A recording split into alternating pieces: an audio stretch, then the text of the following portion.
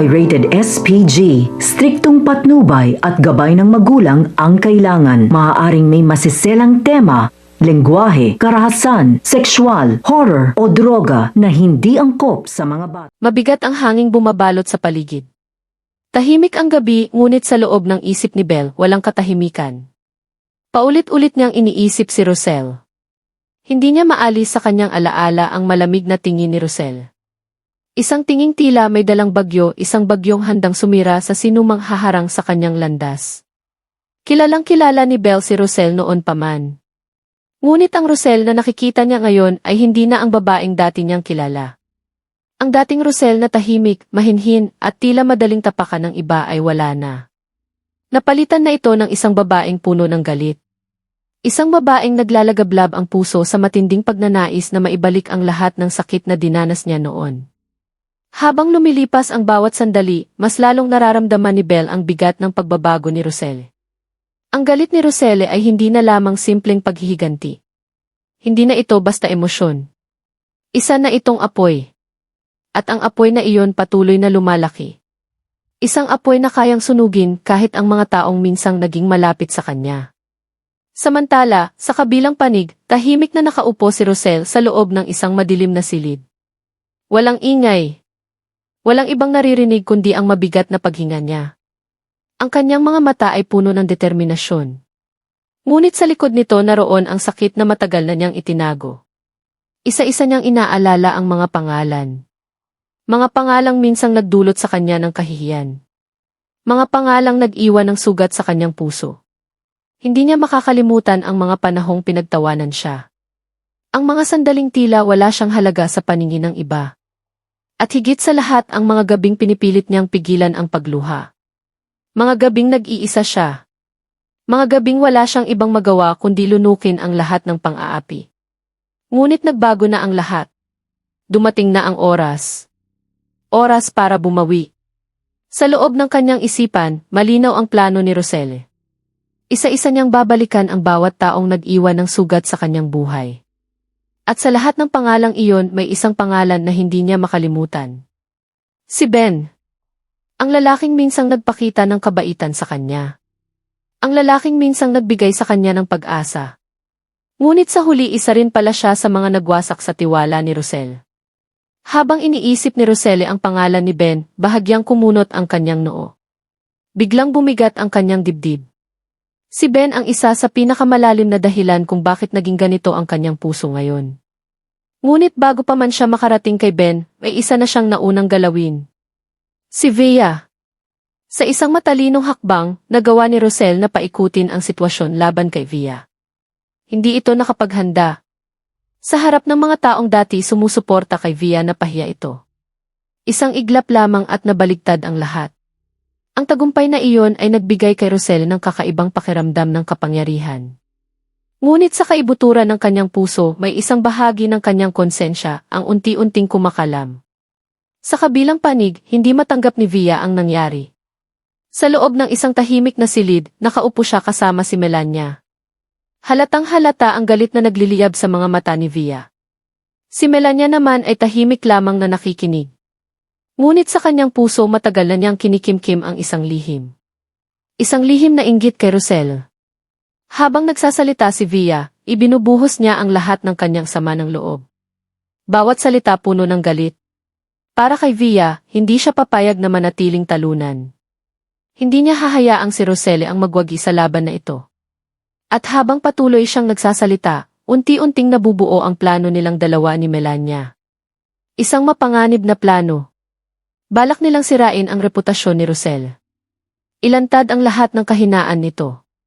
At ipakita sa lahat na ang babaeng kinatatakutan ngayon ng marami ay isa lamang ilusyon.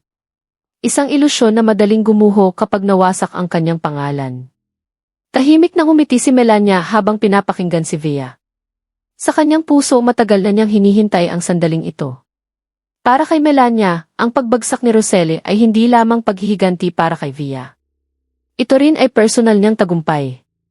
Dahil sa kanyang isip kapag bumagsak si Roselle, babalik sa kanya ang atensyon ng mga tao. Ang paghanga. Ang kapangyarihan. Ngunit may isang bagay na hindi nila alam. Hindi nila lubos na naunawaan kung gaano kalalim ang galit ni Rosel. Samantala, sa ibang bahagi ng mundong puno ng intriga, may ibang laban namang kinakaharap si Chris. Nakakulong siya ngayon sa loob ng isang malamig at madilim na selda. Kasama niya ang matagal na niyang kaibigan si Salvio. Ang tunog ng bakal na rehas. Ang lamig ng sahig. Lahat ng ito ay tila paulit-ulit na nagpapaalala kay Chris ng kanyang mga pagkakamali. Sa bawat gabi na lumilipas, mas lalo niyang nararamdaman ang bigat ng kanyang sitwasyon. Ngunit sa gitna ng dilim nandyan si Salvio. Patuloy siyang pinatatag. Patuloy siyang pinapaalalahanan na hindi pa tapos ang laban. Ngunit hindi naging madali ang buhay nila sa loob ng kulungan. May mga preso roon na tila ginagawang libangan ang pagpapahirap sa mga bagong dating.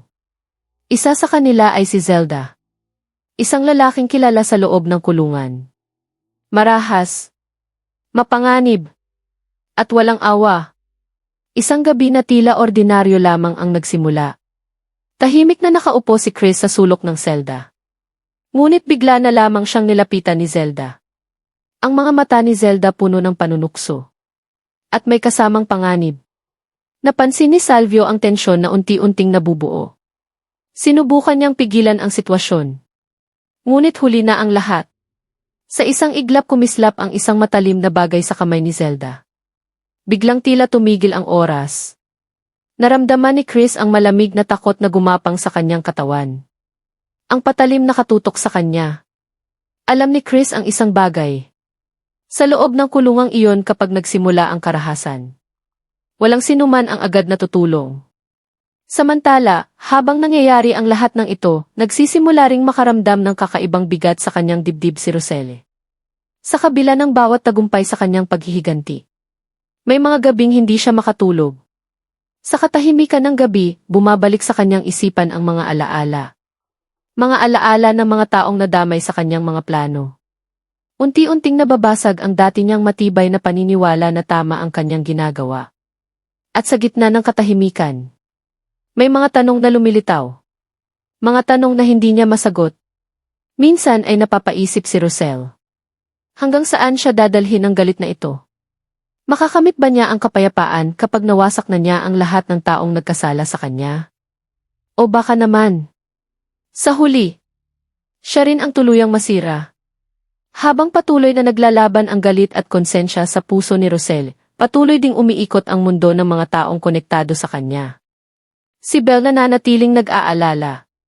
Si Via at si Melania patuloy na nagpaplano ng kanilang paghihiganti. At si Chris, kasama si Salvio patuloy na nakikipaglaban para mabuhay sa loob ng kulungan. Sa gitna ng lahat ng ito, tila may isang napakalaking bagyo na paparating. Isang bagyong magtatagpo sa kanilang mga kapalaran. Ang bawat desisyon, ang bawat lihim, at ang bawat galit na matagal ng kinimkim. Unti-unti nang lalabas sa liwanag. At kapag dumating ang sandaling iyon, walang sinuman sa kanila ang makakasiguro. Kung sino ang mananatiling nakatayo. At kung sino ang tuluyang babagsak. Sa madilim na silid kung saan nag-iisa si Roselle, nananatiling bukas ang kanyang mga mata. Hindi siya makatulog. Ang ilaw ng lungsod na pumapasok sa bintana ay bahagyang tumatama sa kanyang mukha, at sa liwanag na iyon makikita ang pagod na matagal na niyang tinatago. Roselle. Ang babaeng ngayon ay kinatatakutan ng marami. Ngunit sa sandaling iyon, siya rin ay tila isang taong hinahabol ng sarili niyang anino. Dahan-dahan siyang tumayo at lumapit sa bintana. Sa labas, tahimik ang mundo. Ngunit sa loob ng kanyang dibdib, tila may bagyong patuloy na umiikot. Muling bumalik sa kanyang isipan ang pangalan ni Ben. Ben. Ang lalaking minsang nagbigay sa kanya ng pag-asa, ngunit siya rin ang nag-iwan ng pinakamalalim na sugat sa kanyang puso. Napapikit si Roselle. Isang alaala ang biglang sumulpot sa kanyang isip, ang araw na naniwala siyang may taong handang ipagtanggol siya. Ang araw na naniwala siyang hindi na siya nag-iisa. Ngunit ang alaala ring iyon ang siyang naging simula ng kanyang pagkawasak. Mahigpit na napakuyom ang kanyang mga kamay. Hindi na ako ang dating Roselle, mahina niyang bulong sa sarili. Ngunit kahit sabihin pa niya iyon ng paulit-ulit, may isang bahagi ng kanyang puso ang tila nagdadalawang isip. Samantala, sa kabilang dako ng lungsod, hindi pa rin mapakali si Belle. Nakatayo siya sa gitna ng kanyang sala, hawak ang telepono, ngunit hindi alam kung sino ang tatawagan. Ilang beses niyang naisip na kontakin si Rosel. Ngunit bawat pagkakataon na susubukan niya bigla siyang napipigil. Dahil alam ni Belle ang isang bagay. Ang Rosel na kilala niya noon ay marahil wala na. Umupo si Belle at napabuntong hininga ng malalim. Hanggang saan ka naaabot, Rosel, bulong niya sa sarili. Naaalala niya pa ang mga araw na si Roselle ay tahimik lamang na nakaupo sa gilid, halos hindi napapansin ng iba. Siya ang babaeng madalas na maliitin, madalas pagtawanan. Ngunit ngayon, ang parehong babaeng iyon ang siyang gumagalaw sa mga pangyayari na tila isang maestro ng kaguluhan. At iyon ang kinatatakutan ni Belle. Hindi lamang ang galit ni Rosel, kundi ang talino nitong gamitin ang sakit bilang sandata. Habang iniisip ni Belle ang lahat ng ito, sa kabilang panig naman ng lungsod ay patuloy na nag-uusap sina Via at Melania. Sa loob ng madilim na opisina, nakahilig si Via sa mesa habang galit na galit pa rin ang kanyang ekspresyon. Hindi ko hahayaang matapos ito ng ganito, mariing sabi ni Via. Si Melania naman ay nakaupo lamang, nakatingin sa kanya habang tila may sariling iniisip. Kung gusto nating bumagsak si Roselle, dahan-dahang sagot ni Melania, kailangan nating tamaan ang pinakamahina niyang bahagi. Napatingin si Via sa kanya. At ano iyon, tanong niya. Bahagyang umiti si Melania. Ang kanyang nakaraan. Biglang nanahimik ang silid. Si Roselle ay matagal nang nagtagumpay sa pagtatago ng maraming bahagi ng kanyang nakaraan. Ngunit kung may taong makakahanap ng mga lihim na iyon, maaari itong maging sandata laban sa kanya. At iyon ang eksaktong plano ni Melania. Kapag nalaman ng lahat kung sino talaga si Roselle, patuloy ni Melania, mawawala ang takot nila sa kanya. Dahan-dahang tumango si Via.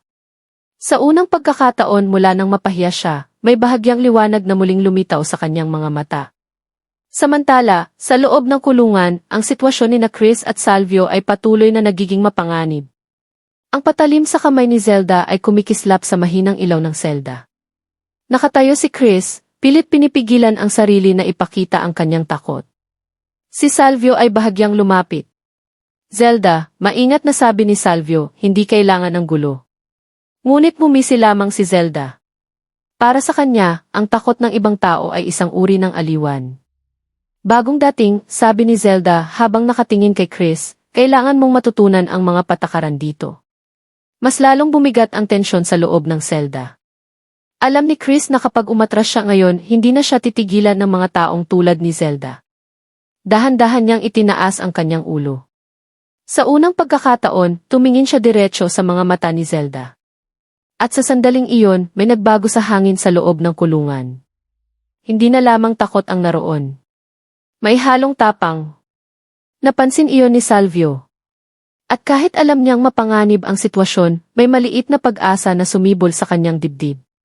Dahil minsan, sa loob ng kulungan, ang tanging paraan para mabuhay ay ang tumayo at lumaban.